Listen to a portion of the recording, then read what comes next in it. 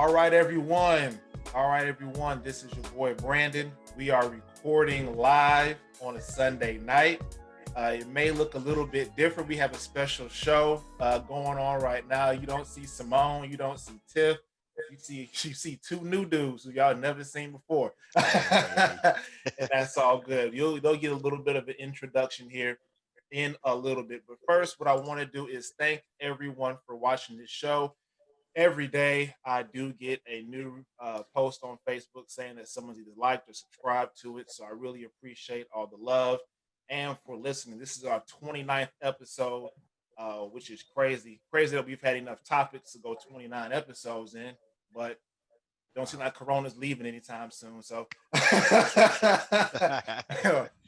the unfortunate thing. So thank you. In case you have not, you can always find us on YouTube under These Corona Times. You can also find us on Facebook, These Corona Times, as well. So again, thank you all for the support. Moving along, like I said, we have two guests on here that you all have never seen before. These are my boys, Winston London, my boys, Julius Timmons. These are my best friends right here. We have been rocking together for a long time. More on that coming up.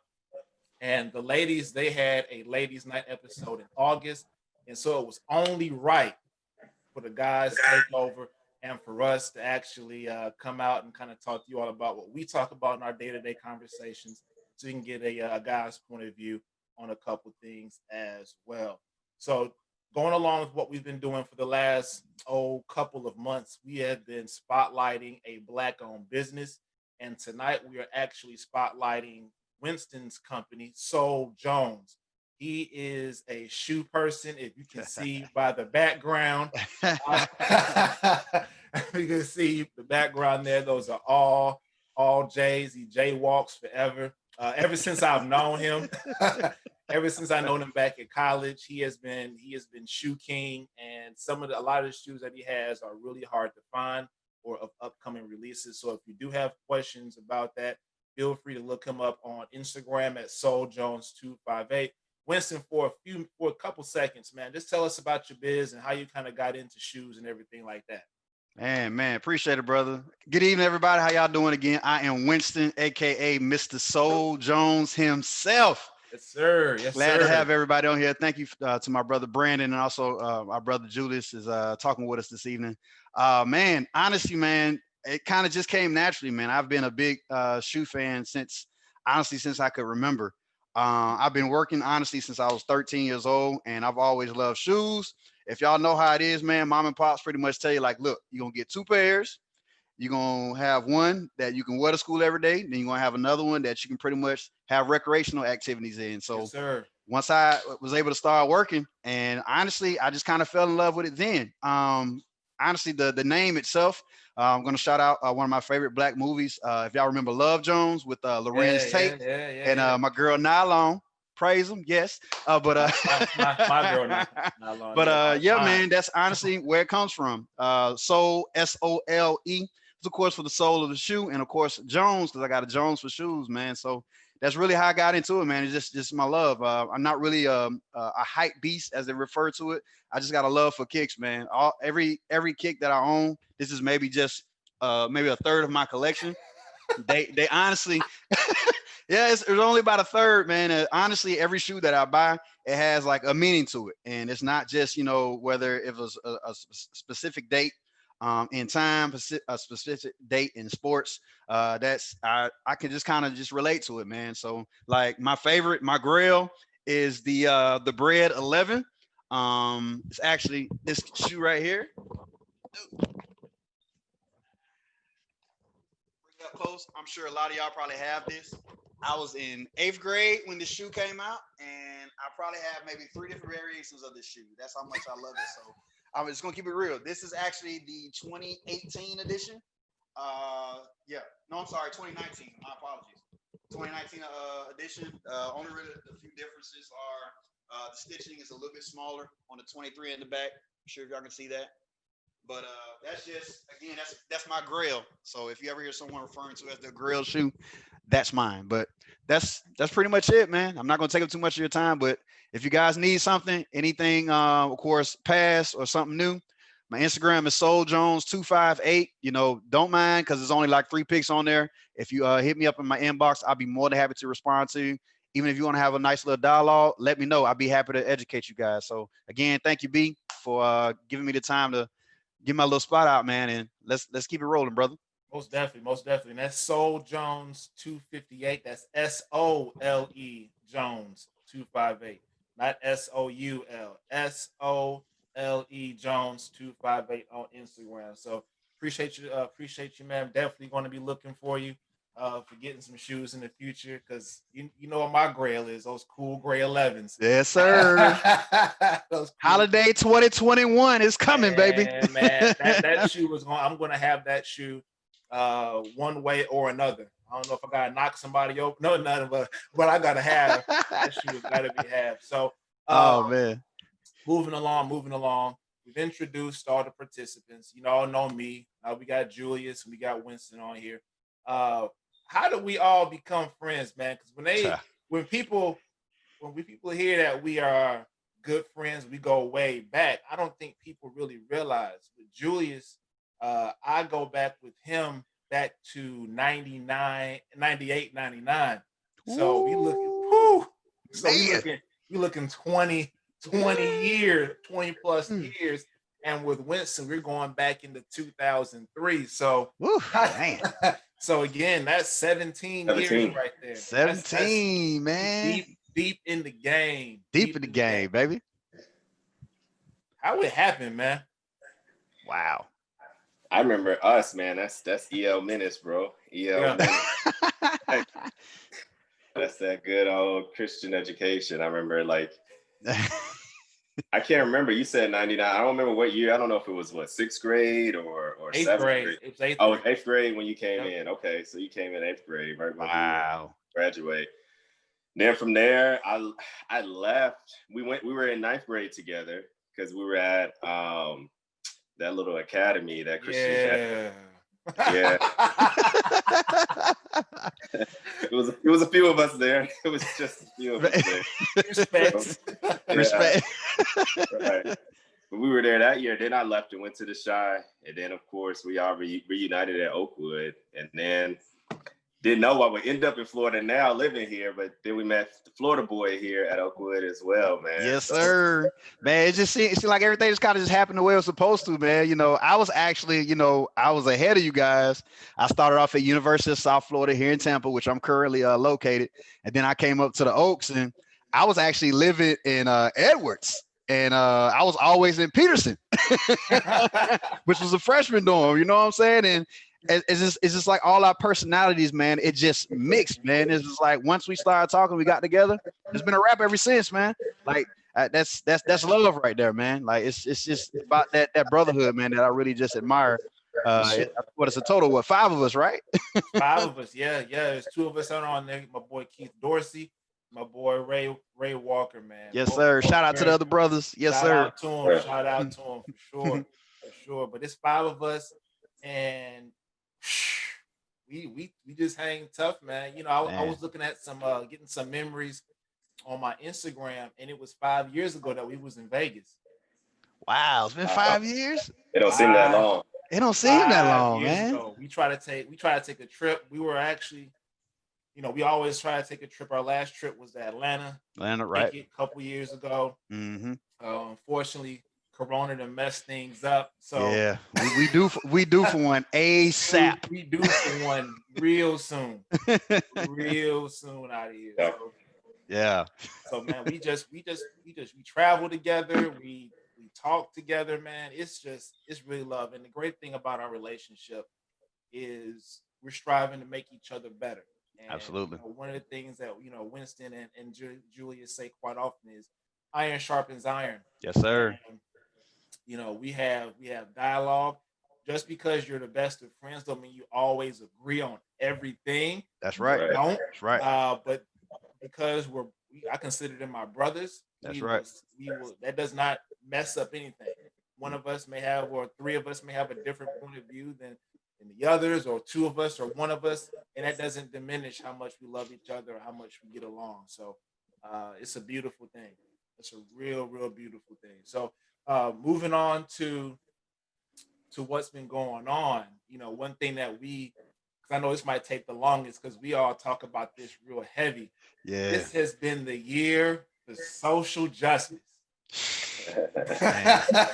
Social justice, huh? And Man. I'm not going to say, I can't say that this has been the year of all of our lives or of even our parents' lives, because when we do our readings and everything like that, some of this stuff that's going on now went on back in same times in the 80s and in the 70s and what. Right. But I think for us, this has been a pretty big year, man. How have you all been impacted, through the deaths of, George Floyd, Breonna Taylor? How is that really kind of impacting you all?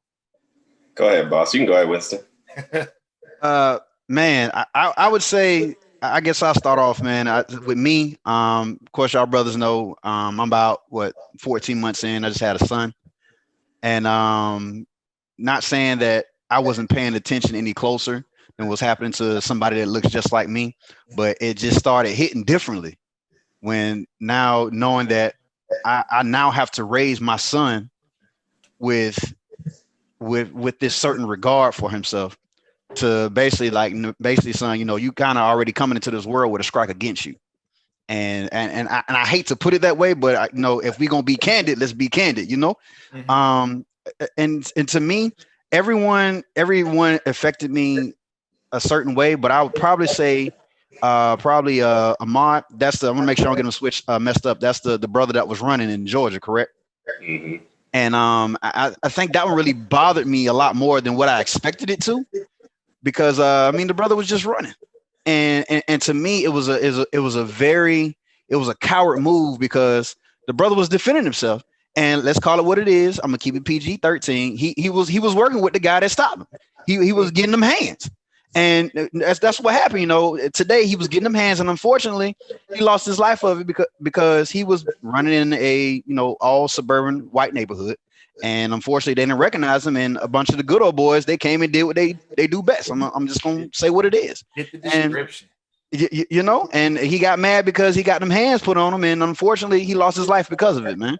And it's sad, but like you mentioned earlier, man, this is something that's been going on since well before we were born, well before our parents were born, well before their parents were born. This is basically something that's been happening for 400 plus years, and it's no different today. Yeah. Unfortunately, it affects everyone differently, because especially with everything that's going on right now, you still have the social injustice that's happening. Then now also you have Corona that's going on. Then you have normal everyday life that's happening as well. So it just hits so many different ways, man. So Mhm. it's yeah, it's wild right now, as they say. JT, go ahead, brother. I ain't gonna take up too much time. Nah, you good, man. What you said, I mean, it resonates because we all have little ones, man. We all have little boys for sure. So that definitely changes the game. But I don't know. It's so many different ways you can go with this whole thing as far as social justice. And like you guys said, somebody said it's like we've had a combination of like 3 to 4 historic events. Like we haven't seen this many people die from a pandemic since like the 1918 flu.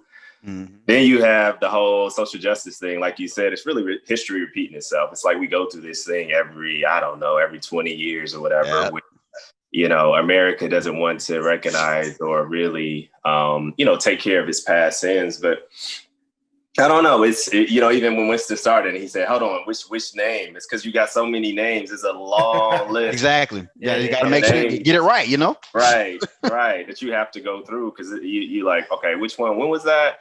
And we talked about it before, like the Philando Castile. Like, it's so many situations. Even when you follow directions and you do everything that you're supposed to do, it still turns out. But I mean, that was the one that actually got me probably one of the most. Yeah, B. Yeah, I mean, both you guys actually.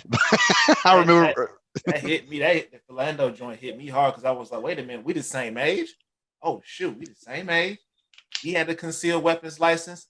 I have a concealed weapons license. Oh shoot, he got his daughter was the same age. I think his daughter's the same age as my daughter, and I was like, he did exactly what he did is exactly what I've done, which is, show the license, show Correct. that I got the concealed. Mhm. Piece is on, it's on my hip, it's right here. Yep. Are we good?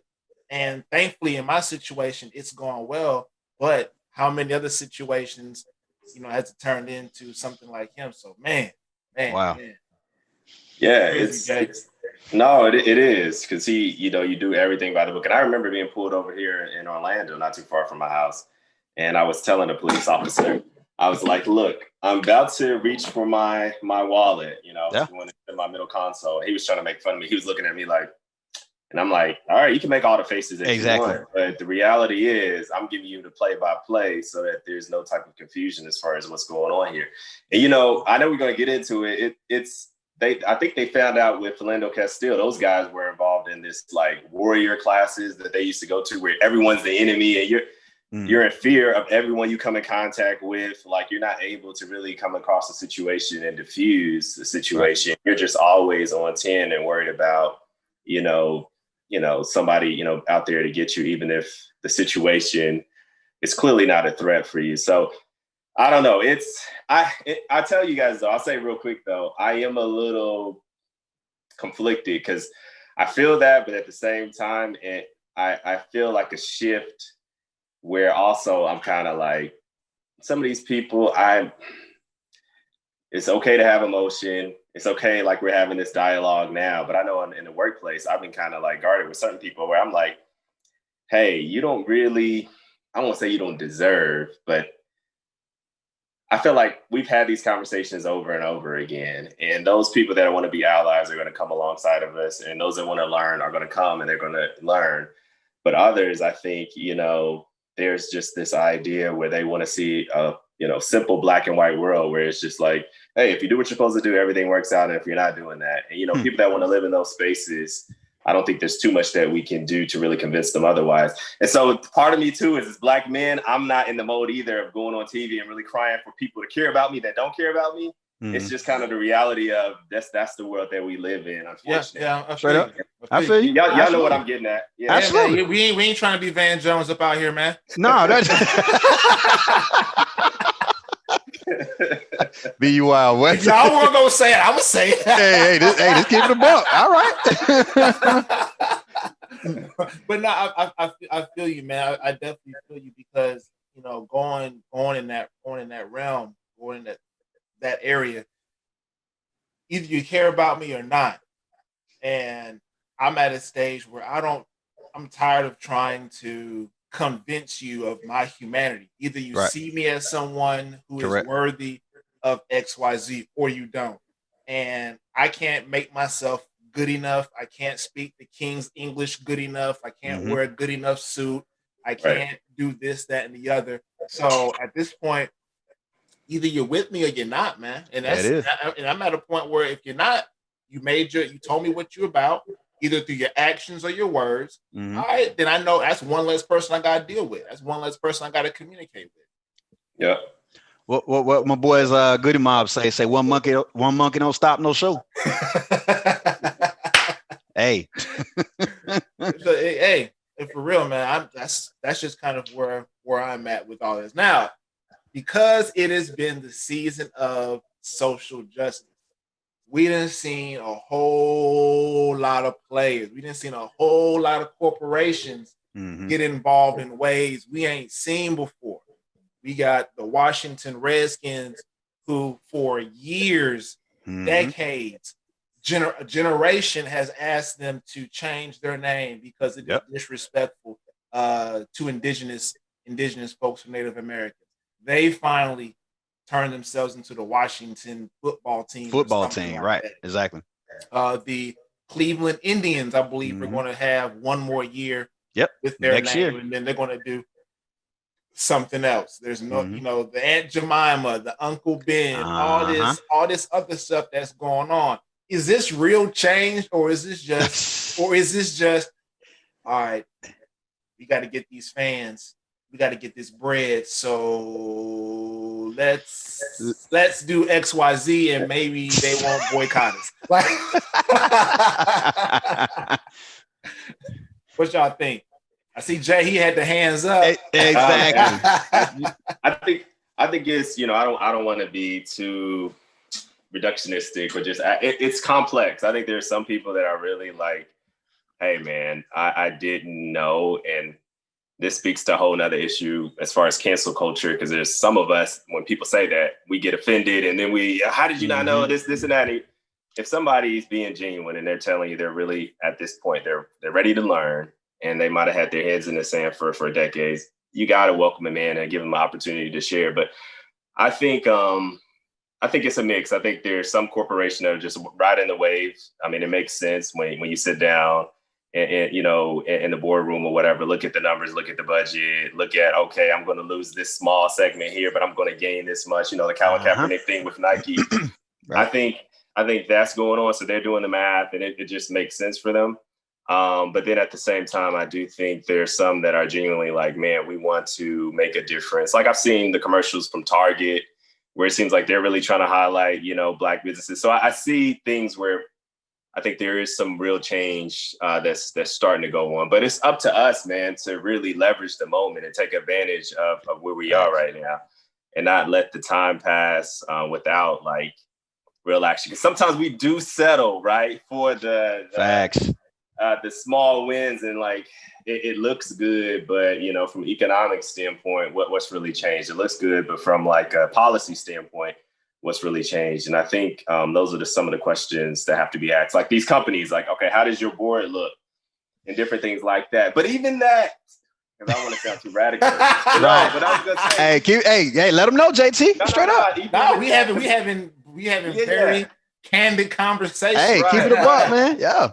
Even with that, man, we went through that with the whole rainbow. What was it? No, it was Operation Breadbasket. That's Breadbasket. Yep. Yeah, with Jesse Jackson, right? He was basically trying to we talking about Jesse. Get on him. Yep. Yeah, exactly. He was trying to get more Black people into middle management and all of this in these corporations and all of that. So we've been through that to a certain extent, and I think a lot of us are at a point where we're like, we're tired of having to conform and go into these spaces and keep having these ideas of, if enough of us get in there, then we can somehow bring about change. I think the opposite happens. I think enough of us get in there, and a lot of times we conform. We adjust to whatever the culture is, and we might write a check to the need, whatever. We just write a check and we're happy with that. But as far as real change, what I would like to see is more of what I said, really empowering those, what you just did today with our boy, Sol Jones, man. Black business, like us building things up from the ground up and kind of going about it that way. That's what I want to see a little more of, because after, King needed Malcolm X for sure to kind of push him because people saw X and they thought he was radical, and King needed him. But I think they both were right. I think King was right as far as looking at the South and Jim Crow. And like, hey, we got to deal with these issues. People are getting lynched. Like, these are real problems. And I think for us, sometimes we sit back and be like, oh, he should have done this and that. There were some real issues that they were trying to address. But I think X was right in the sense that, hey, we got to build up our own little, economic system for us to be able to really succeed as a people. So I'm really more interested in that than us being on the board of this company or whatever, so that I can check off a list. So that's my take on it. Yeah. And it sounds like, a place where, I'm starting to go to in the last 5-6 years, and really kind of divesting from a lot of these things and separating and having our own and building that biz that way, separate. So therefore, I don't care what Target's board looks like, because I have my own XYZ board and it's this, and it's aligned with my culture and my goals and this, that, and the other. So that's exactly what kind of where I've started to become. What do you call that? A separatist? Separatist. Yeah. Yeah, man. And then kind of to piggyback what Julius was saying with my company, especially, that's kind of exactly what my company is currently doing, where they actually, it was the George Floyd situation where I can say my company started making moves. Influx of emails start going through the diversity programs that they have at various jobs. Everyone knows kind of giving their take. It's almost like a big chain effect. Everyone's saying how they feel. Well, we don't feel like working today, because what's going on. And now they're looking at how to diversify, like from senior level management, like all the way up. They're now taking a more I'm trying to think of the exact word that they use in the email. It kind of it made me chuckle a little bit. Basically, they're looking at a more streamlined approach of who they have representing their company. So pretty much it's just like, okay, well, like JT said, well, we can't have this Caucasian or this European and this European. We want somebody maybe in the middle somewhere, so that way we can have a splash of color pop up when you see a commercial. So you know what I'm saying? It's like, okay, so like y'all gotta say, we gonna conform to the culture, but we got to make this bread, so we gonna make sure we keep all the commercials running where it shows the Europeans, but at the same time, when we have a special instance like social injustice, we want to make sure we kind of pat them on the back, like, okay, we gonna dump this in here real quick, make sure that we get the message out to let y'all know that we're still equal, but we ain't equal. You know what I'm saying? But Right. I'm not gonna get too much into that right now because that'll be a whole nother conversation. You said we gonna keep it a buck, right? Yeah, we are, man. I haven't stopped nobody yet. So. Hey, I'm saying. We haven't said anything fireable yet, so we good. We are good. But no, and I think for me, this, if anything, it has hardened me a little bit more to where if I didn't know, because you have a lot of your well-meaning white folks, Absolutely. who they, oh no, I can't be XYZ because I do this and we talk and all of these things. But to me, it's really kind of hardened, my deal, and it's really hardened my looks as far as it's really kind of a line. Like if you're not supporting liberation in whatever way that you can support it, then you are almost an accessory to it. And that's kind of where, See, go ahead. No. I hear what you're saying, but see, I don't want everybody to jump on the bandwagon. I'm cool. Stay up. You good? You can stay over there. If you want with me in the beginning, why get on with me now? Like at my company, I mean, the irony is funny. Like seriously, who would have thought? How many years later? I can't remember. Y'all would know with Cap as far as the first time he took that knee and how so many people. 4 years. Yeah, it's only been about 4 years. Yeah. Yeah. 2016. Yeah. We saw how, he had talked to somebody in the military. He was trying to figure out the most, respectful way to do this. And still the amount of scrutiny and all the vitriol, whatever that he received from doing that. And these same people, the irony is still there where I laugh because I saw some of these same people having to kneel because our company had a few events where some of the doctors took a stand. And so they were doing the social media thing. And so some of these guys that I knew probably really weren't on board, but they wanted to keep their job. They were kneeling down. So it was funny to see that. But for me, that's kind of, I feel you, B, as far as, where people are. And I am a little, I don't know. I'm not looking for any validation. We've talked about that before. I'm not looking for them to accept or appreciate it in that sense. But, if you want to have the conversation, let's do it. But I think my company was kind of starting to push people to be like, okay, check, you need to go talk to some minorities. Check. Okay, you need to go do these type of things. And, that's cool because there can be some good that comes out of that. But honestly, those people that really have a different worldview and they really think that, Black people are more prone to criminality, the people that think that, Black people are just technically inferior and they have horrible standards and morals in their community, and that's why they can't get it right. All of these things that you're going to watch roll on Fox News and what's the new one? Because all of Trump's people left Fox News. Whatever the new one is they watch. I think it's Newsmax or something like that. All of those narratives that are out there, if you really believe that and you're kind of holding to that and you're in this little world and that's where you are, I prefer you to, stay in your lane and do you. But if you really want to have a conversation, like I said, I'm not with the cancel culture. I definitely welcome anybody, even if you're you know, you've been around here 80 years and you've been ignoring it, but you finally want to open up and have a conversation. Cool, let's do it. Let's have a Absolutely. conversation. Yeah, So, man. I you know, I'm definitely with you on that. I feel, you know, not to, you know, it wasn't necessarily a religious topic, but just, you know, someone, you know, I can extend the grace that was shown to me. And if That is. someone who's truly, you know, even after 75 years of, like you said, of ignoring, why, if they show to themselves that they're not about it and there's really just uh a moment in time and that's just the face that they wanted to put in, so be it. But if someone wants to do that, why can't I say, you know, my spiel XYZ, you know, because again, I'm 35. I haven't been perfect in my 35 years either. So, Mm, right. you know, I think we do have to give grace when appropriate. When absolutely. appropriate. When appropriate, correct. And you know the crazy thing is, I was talking with a coworker with that, and it's funny you mentioned that a lot of them, they really just have no idea. Like literally when this stuff was going on, like she was like in tears. She was a European, and she was in tears because she was like wholeheartedly, she was confused. Like the look of confusion on her face, like she was just totally oblivious. So it's like, well, what, but why? Yeah. Why has it been this way? Well, Yeah. have I been that sheltered that I just like she was just totally clueless? Now, someone like that, she was like, well, what can I do? Like, is there anything I can say? Like, who do I need to talk to?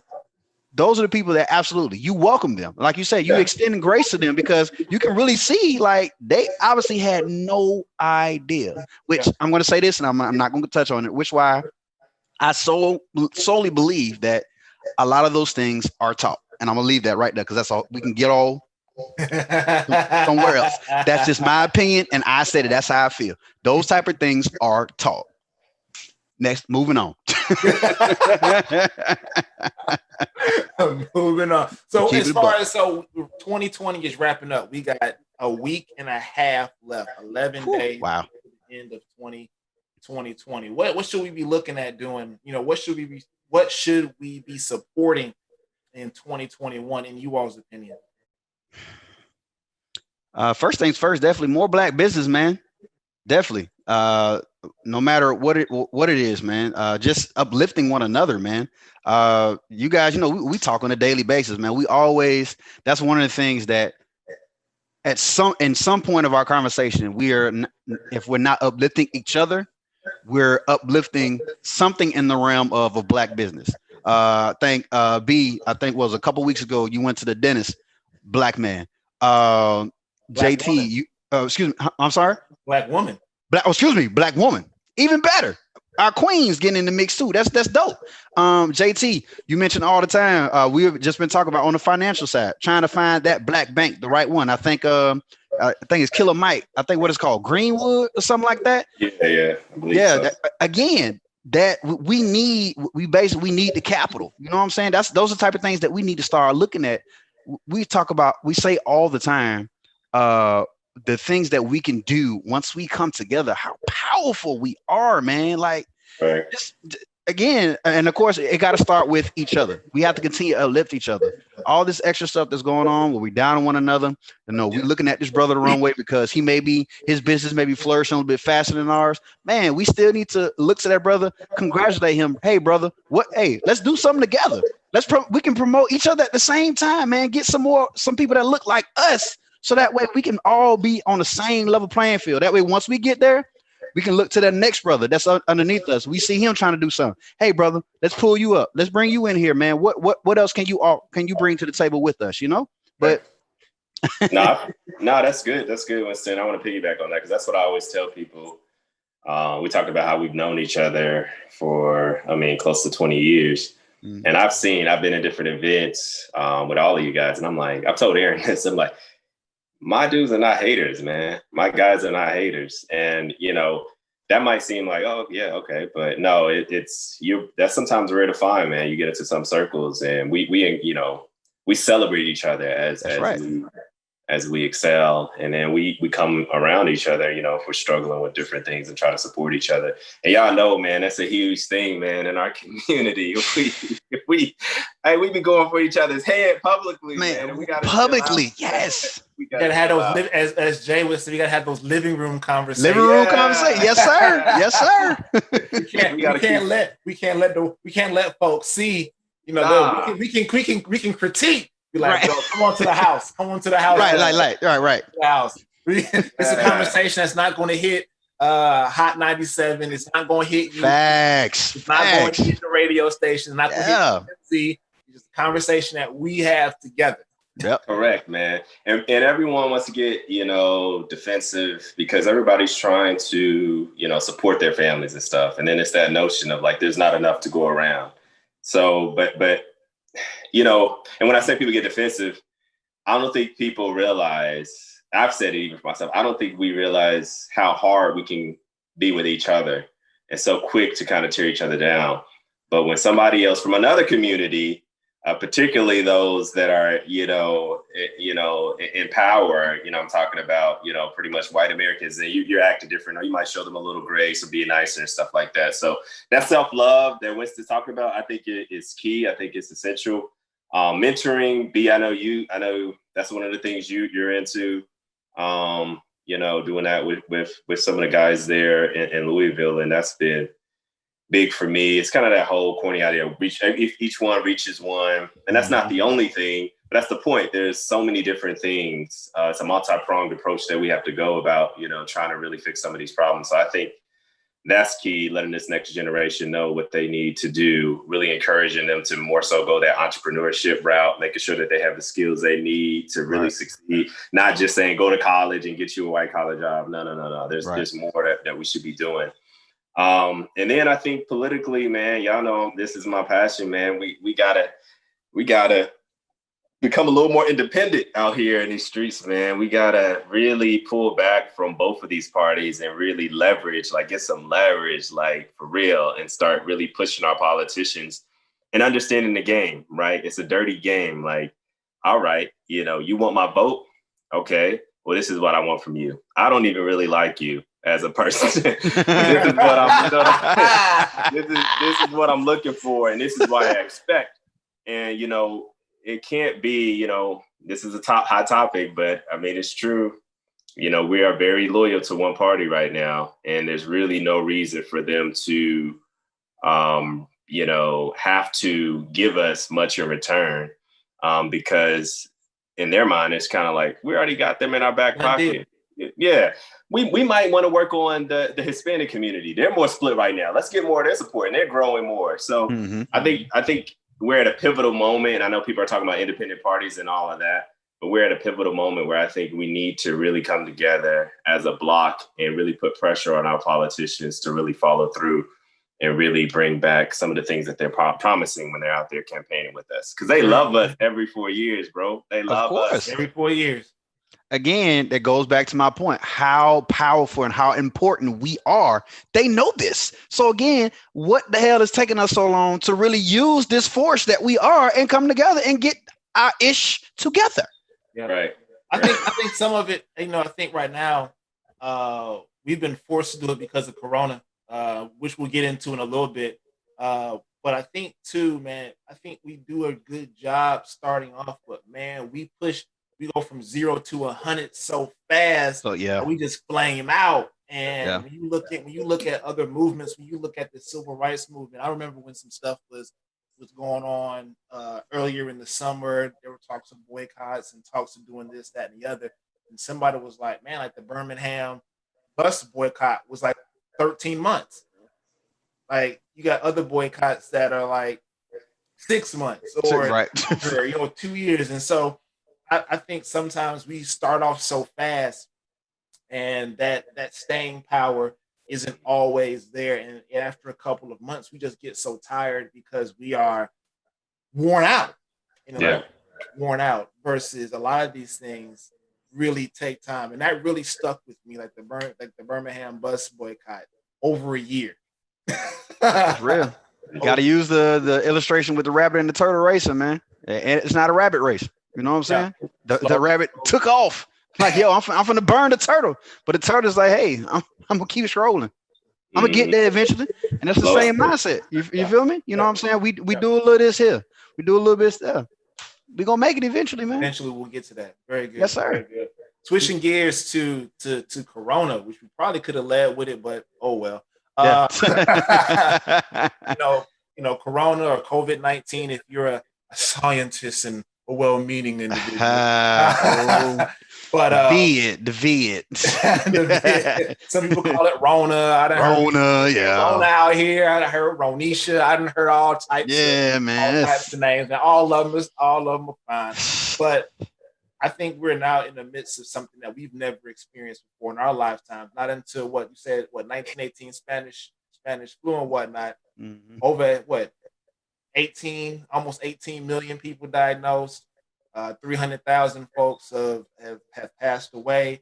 Mm-hmm. It has disrupted entire sectors of industry, whether you're in the fitness profession, the healthcare, insurance, something we all dabble in. It is school systems. Yeah. All types of systems have been cracking up underneath this. How's it impacted you guys? How has it, talked about how's it impacted your job, your finances? Now, we don't need budget items. I don't need to know how much y'all got in the bank. Overview. Are there any silver linings to this? Has it made you do a side hustle? What's your marriage like? During that time?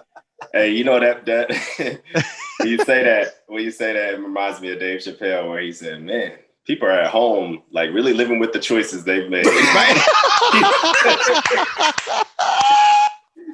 He's like, a lot of people are not liking the choices that they. Not at all. Hey, tell you what.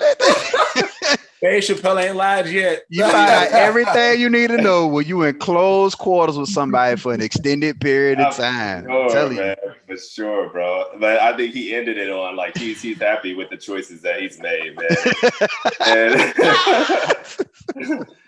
And no, man. I mean, for me, like this, it was like March when this hit, right? Mid-March or whatever. Mid-March, yep.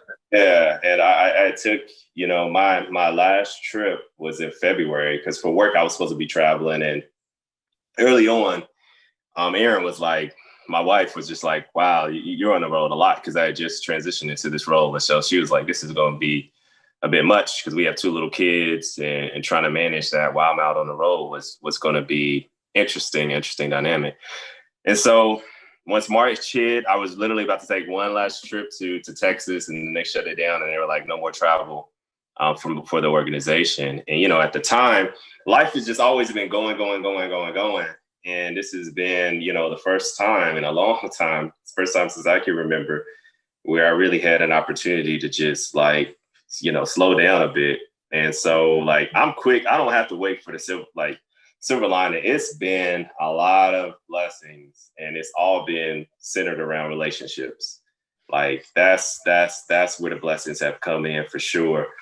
Meaning for me, I remember we had to take mandatory vacation because I give my company a lot of credit. They were really committed to making sure that they didn't let anybody go. So they kept everybody whole, but they encouraged us to take some time off. And so I took some time, and through that time, I remember literally, y'all know, man, all of the different stuff I was like being able to kind of study and read up on. And so most importantly, the relationship with God, I mean, more time to actually sit and read the word that I didn't have before. That was like really cool. And I think from that, it just stemmed out to being able to spend more time with wifey, of course, instead of just being running. Cause I started, so yes, of course I'm not traveling. Or typically we go into the office, but they started shutting down the office. So I was working from home. Now I do a little mix of both. So literally being able to come down and grab some water and have conversations or come down during lunch was really good. And then of course for the kids, man, my kids are in the formative years. My daughter is 1. She just turned 1 in July. You can't get that time back, man. I've heard so many people tell me that so many people that I've seen regret it and really try to make up for it with the grandkids, and it's too late at that point.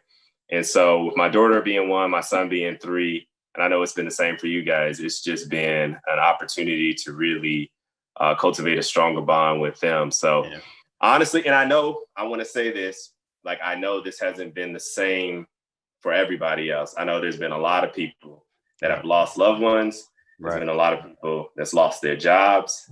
And so for those of you, some of you guys might be watching, man, definitely hold on. And for sure, as a whole, it's been a tough year. So I know my experience is unique to a lot of other people that have definitely been suffering during this time. So I don't want to leave that out. No, I think, and I think that's all fair. That yes, there's been a lot of death, a lot of illness, a lot of tough times, but there are quite a few folks that have found that silver lining. I've spoke many a time to you all how, my daughter was 6 years old when this started popping off. So we had already done. I had got my stuff in with baby girl, with violin recitals, going to softball, doing this, that, and the other. She's 6 years old. My son was 2 when this all started, and like Jay, when I work, I work, and so it was, I'm working 6 days a week. Some nights not getting home till 10 o'clock, and the gym shut down, and that's a part of my second job, and so with the gym shutting down, I was literally at home for 3 months Mm. with my kids and my wife all day long. And we be on our favorite app is the Polo app, Marco Polo app. And so they would see me downstairs in the basement trying to wrangle my son, have him on like ABC Mouse or something. And my wife is upstairs doing her work. Then we'd switch off, and then it was just crazy. But I have not spent that much uninterrupted time with my family. I don't even know when. Probably never. Actually, to be honest, probably never. Right.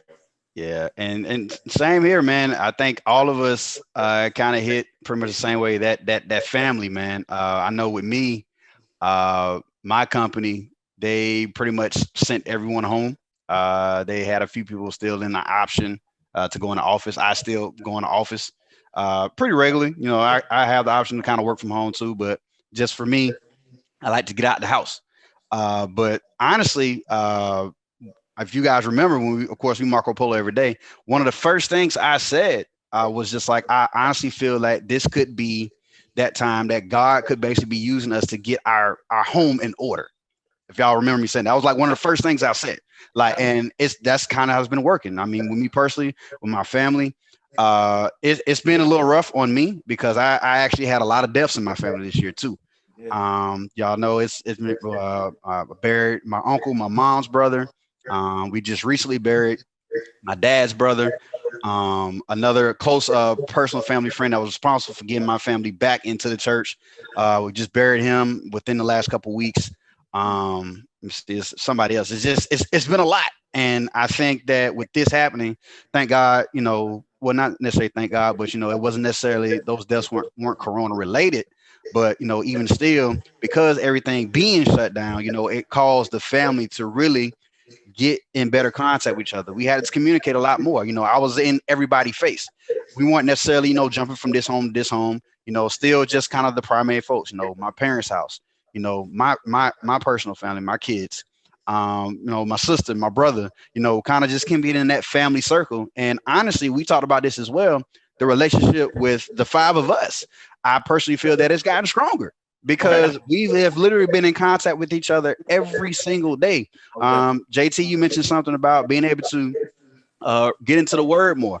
And I'll be the first to tell you, like, honestly, I can't tell you when the last time I had consistently read the Bible, man. Again, one of JT's favorite sayings is iron sharpen iron. And I can say honestly that this is the most I've been in the word in quite some time, man. And again, the relationships, because granted it's a sucky situation, or why it came to this and why it took this for these things to start happening, but I'm thankful for it, at the same time, even though this is not a time where it's anything to be joked on, but that's kind of like that silver lining, man. Just family relationships, Yeah. each other, man. Again, getting our homes in order. Yeah. And that's what I think the biggest thing that comes out of it. So Speaking of family, man, let's separate. We all got kids. Yeah, Let's take the kids out. How man, is it with the wife? man.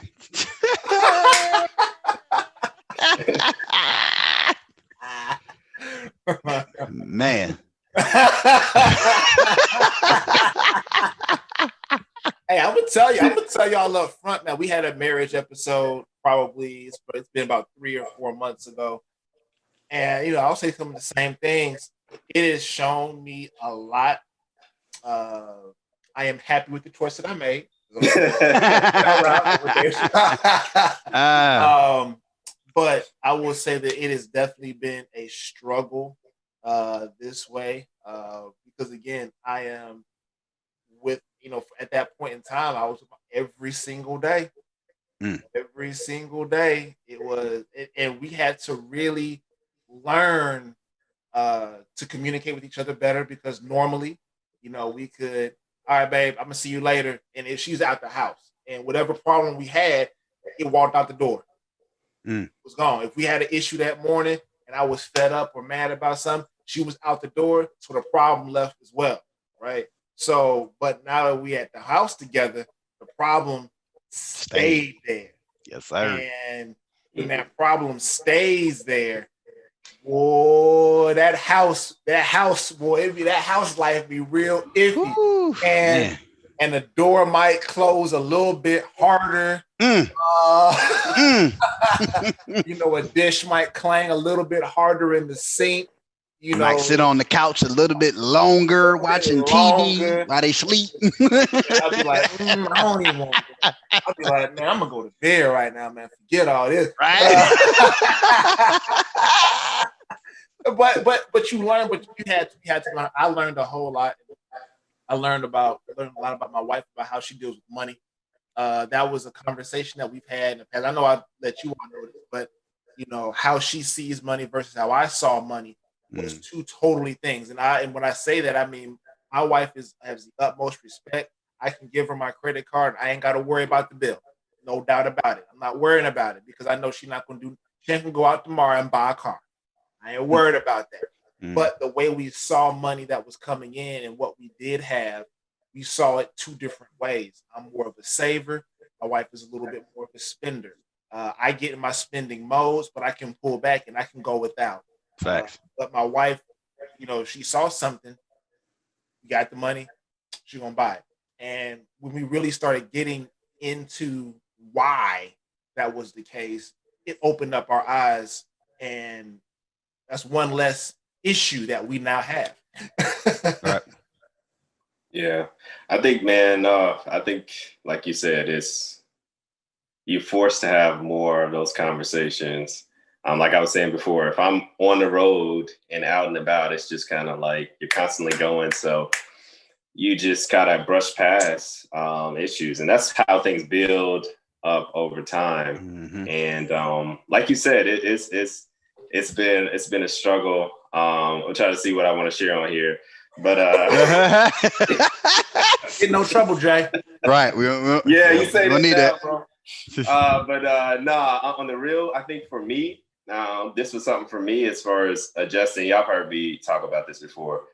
I always talk about expectations, but I think for me, it being at home and literally seeing what my wife has to deal with two kids, especially a son who's a high energy, right? Who doesn't want to listen throughout the day, and she's trying to potty train, deal with them, trying to get their food. And by the way, I didn't even talk about this earlier. We got COVID, except for her. She didn't get it. She had to take care of all of us through that process. And so that really gave me more, because she always says to me, man, your standards and your expectations are like unrealistic. And so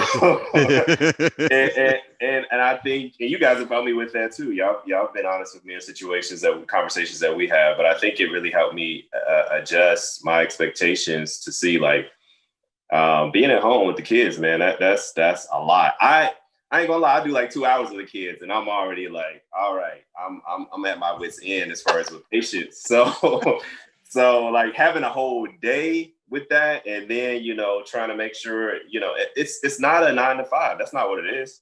I mean, literally, it's from my kids wake up early. It's from when they come, wake you up, all the way until the end of the day. And, you know, so it gave me a lot more appreciation for just the sacrifices that she makes to you know, handle the kids and deal with it. And again, I think what you said, B, is perfect as far as other communication. And there's still a lot of room for improvement as far as communicating better and really coming to the table. But you're right. Being here, we've been forced to have more of those conversations. So that's definitely been a plus. Yeah. Sounds like kids are a scam, number one, but go continue. But yeah, with me, man, with my old lady, it's been more so those pivotal things that we talk about, date nights.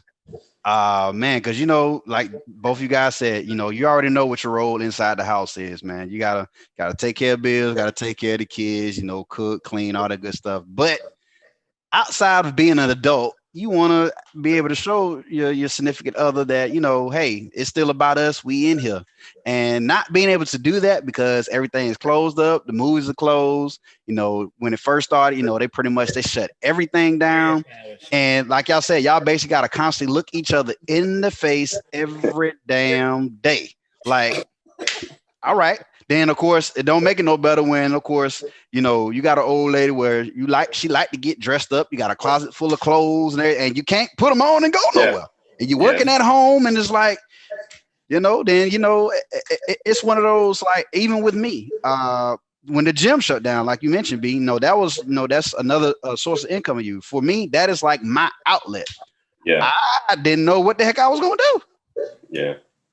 It's like, what the heck? But as y'all know, I started getting into running. And honestly, the running started becoming therapeutic for me. And I got pretty good at it, which I think that really helped out a lot, which allowed me to, when I come back into the home, to have those conversations, you know, make more of an effort. Well, we can't necessarily go nowhere, but, you know, we got all types of streaming services here at the crib. We got Netflix, I got a Fire Stick, you know, we got Amazon Prime, you know.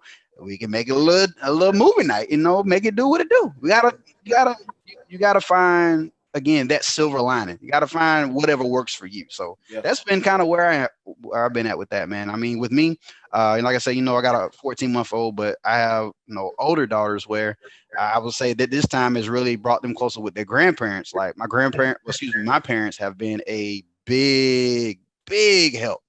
No, thank God. And I know y'all remember, you know, we had a little scare with my mother where she had gotten sick and we thought that she, you know, potentially had COVID, but it was more so because she still loves to move around and not necessarily taking care of her body the way that she should, you know, but, you know, thank God that, you know, she ended up getting better and, you know, she still have been a big help to the fam, man. So that's kind of how it's been on my end. So. Very good, very good, very good. And moving along, because y'all have both mentioned, you know, the gym as being an outlet for you guys. Moving into kind of our self-care, is that what y'all call that? You all self-care? Oh, absolutely, absolutely. I'll be the first to tell y'all. Y'all know I'm a person of routine. I've had a routine now for, I can't even honestly tell you when, but I'm up 4 o'clock in the morning, and again, thanks to my brothers here. Hey, every morning, even if I go to bed late, I'm up. My body says get up. You know, thanks to my brothers here. I spend some time with God, get in the Word. Either I actually read a little passage from the Word, or I'll pray.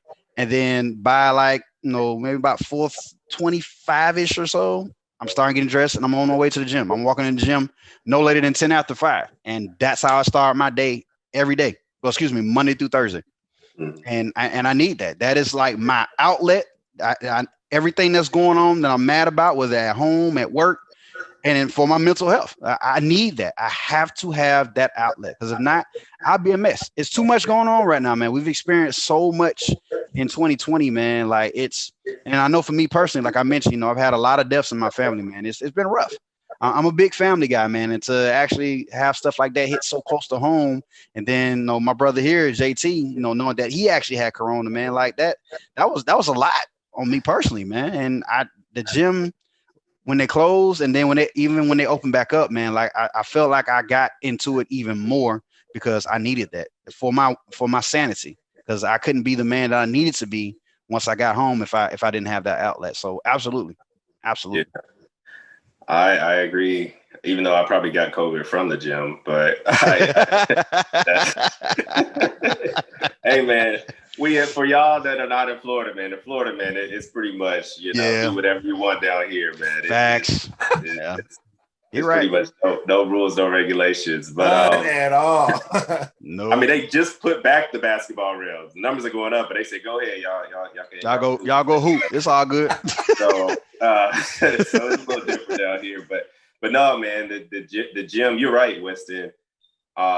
Remember, and it came so late. Those little pull-up bars. They came. I didn't know that we were ordering directly from Beijing. Like I think they actually came from China. So those joints took like 3 months to get here. Then when they got here, I was trying to do pull-ups and I fell off of one of them. So that's a whole different story. But it was tough, man. It was really hard when they shut down the gym. Like that was one of the hardest things. And all of us were getting creative. Like, I got 3 stories here. So I was running up the steps, doing all of these different things, trying to stay there. So the whole, we're complicated as individuals. I mean, we're complex, human beings, like mind, body, spirit. Everybody talks about that. And I think the body, for sure, working that out in the gym, like getting that blood flowing in the morning, there's something about it. And when I sit and don't go, it usually messes up my day. So that is definitely a huge outlet, like you said, Winston, that I for sure look forward to doing.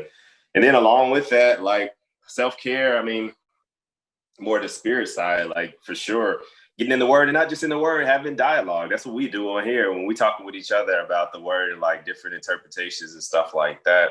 On the spirit side, that is key. And then my family has been doing studies like every Saturday morning. And that's been like really great as far as really just taking all the other stuff away and going straight to the word of God and having that speak to you. And then, as far as the mind, I think that still relates to our group conversations and just opportunities to kind of, again, because you're not going so much, because it was work and then it'll be the weekend and you're trying to go to church. Like now that that's slowed down, just more opportunities to take in more information and really stimulate, the mind and have more conversations, catch up with people on the phone or like we do Marco Polo. So those are just a few of the things that have really been beneficial as we've gone through this year. And it's been tough, man, not being able to take vacations, not being able to go see family. Like my sister was supposed to be here from Chicago now. It was her birthday yesterday. Those things have really been hard. Happy birthday, sis, June. Yeah. Turn up. In the house. Exactly. That's what it was. Turn up in the house. In the house. But no, I think for me, I think my actual mental health suffered quite a bit, during this time.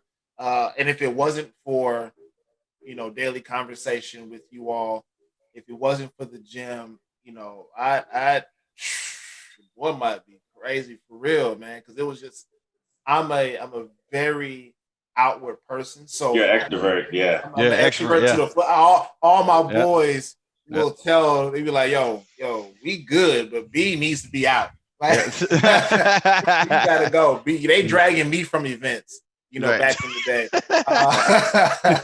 But not being able to travel, not be able to see folks. I mean, not just you all, but especially you all, but just friends that I have here in Louisville, not being able to see them as much. Right. And I went from seeing some folks once, twice a week to not. There are some folks that I haven't seen in 6 months, and that's tough. That's been real tough for me. It's been a tough adjustment. It's been very tough, very tough. How important for us do we diminish mental health's importance to our lives quite a bit, or is that something that you think it has an adequate level of importance?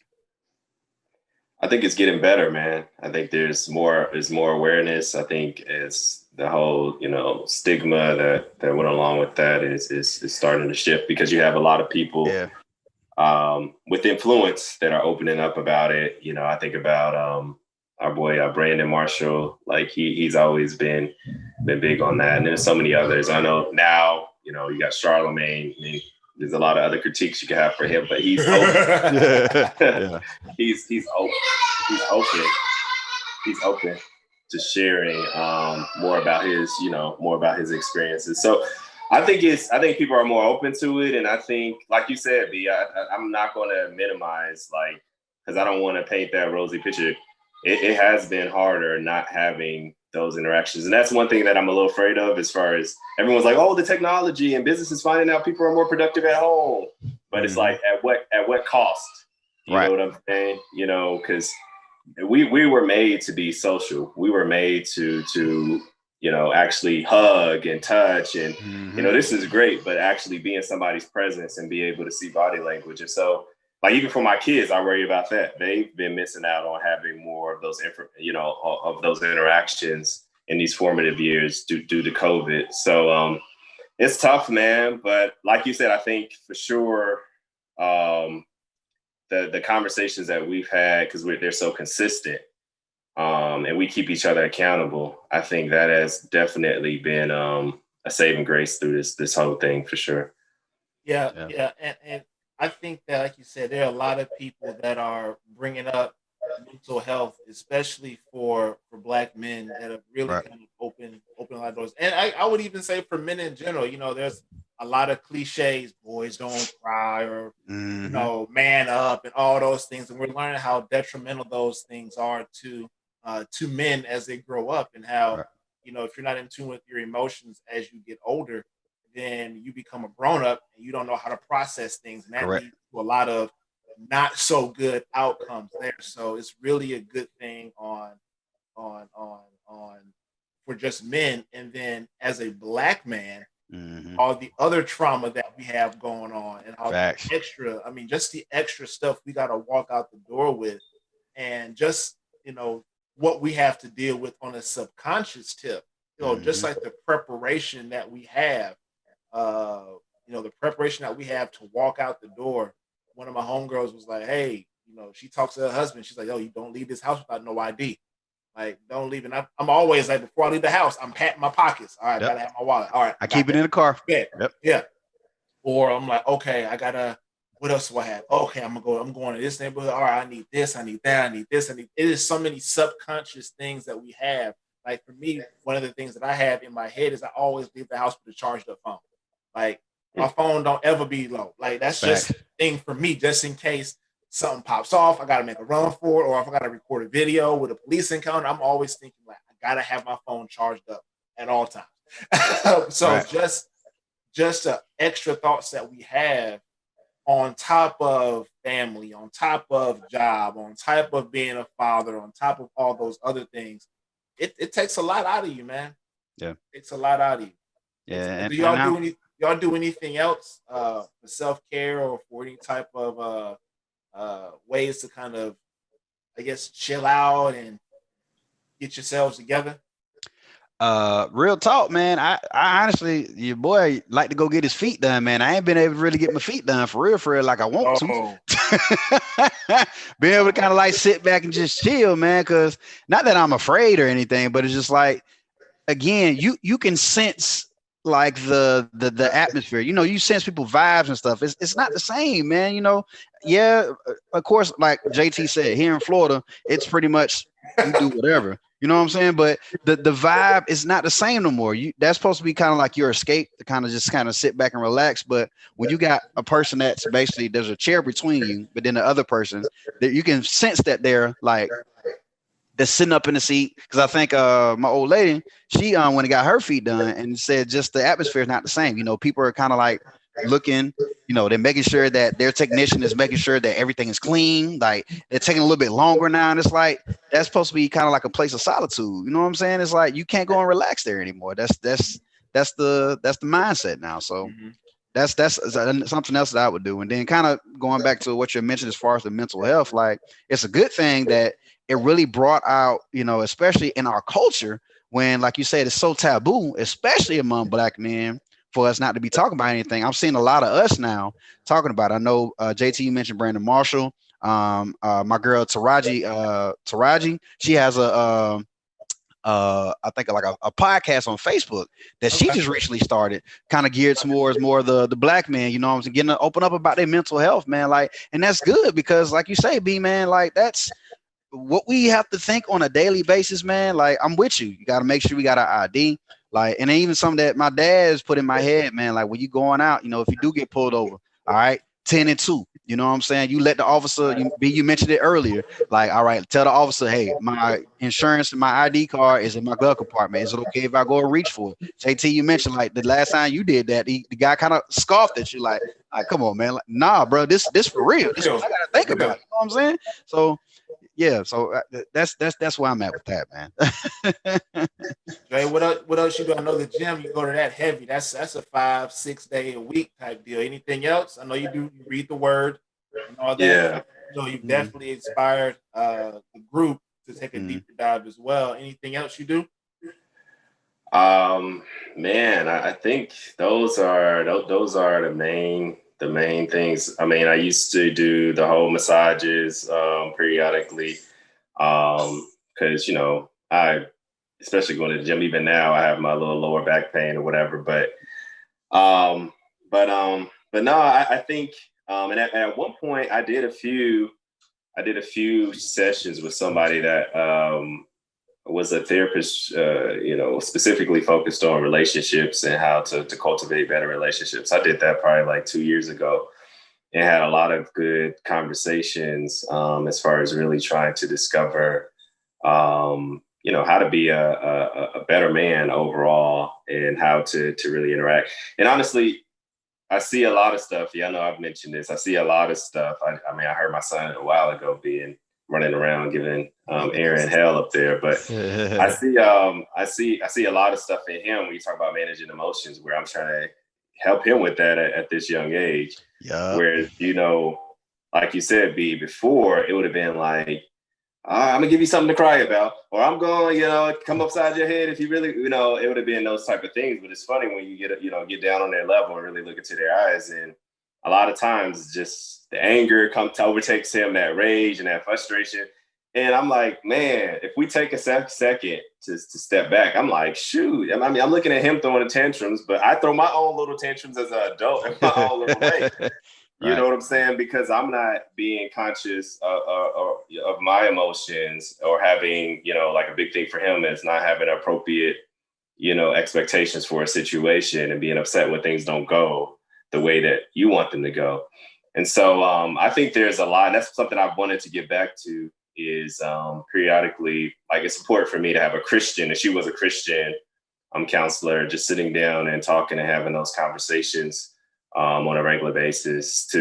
I mean, we do it for everything else. Like I said, we working out our body. The word, I'm telling you, that is important, because that can help shape a realistic view. To me, if you are studying the word, you start to see a bigger God. If you're really studying the word, y'all know we've been talking about this, and having a bigger God. We're talking about how we have to go out and manage all of these things. We're in an age of anxiety where a lot of people struggle with anxiety, especially the people we look up to that we think have it all. They really struggle with anxiety because they're constantly thinking about all of this stuff that we have to do. And so I never, and I know you guys aren't, I would never diminish that whole idea of really coming in to understand the power and the sovereignty of God, because that helps me be like, it's going to all work out the way that God has planned. And it gives you that moment to take a breath and really rest. And like we've talked about before, really be able to enjoy the moment. So, yeah, man. Dope. Well, man, it is. We have been going for a little over an hour, man. That's what happens when we get to talking. Yep. The joke on Jay will start off. Jay will be like, "I'm gonna keep this short," and then and then 15 minutes later, he be like, "All right, I'm gonna wrap it up. Hey, but my boy be dropping some gems, don't he, man?" But the thing about it is, it's just when we get together, we start talking, man. Yep. We can really, and I mean this like no joke. We could easily be on here for like another hour and a half, like with no problems. Like it wouldn't be an issue. But we do want to be respectful of everybody's time. So I want to thank you all for watching this show tonight. Again, it's going to air Monday night around 8-ish. Again, it's going to be on YouTube, These Corona Times. Also on our Facebook page, These Corona Times. Thank you for watching and supporting us. Anything else? Oh, and also check out my boy Winston out with Soul Jones, SOLE Jones 258 on Instagram. he's got the shoes for you. Whatever Thank you size in shoe, advance. Thank you. Big Holla at shoes. your boy. holla at him. He's got you. The Grinch, Kobe 6s come out this Thursday, or the 12/24. the bad. I think was it the green apple. We call them the Grinches. I call them the Grinch. The Grinch 6. So if I can't get my hands on a pair one way, I'm definitely gonna holler at my man to get them to me. Another that's a shoe that I have got to have. So again, thank you all for watching. Have a great week. Happy holidays. Merry Christmas and a Happy New Year to you all. Thank you.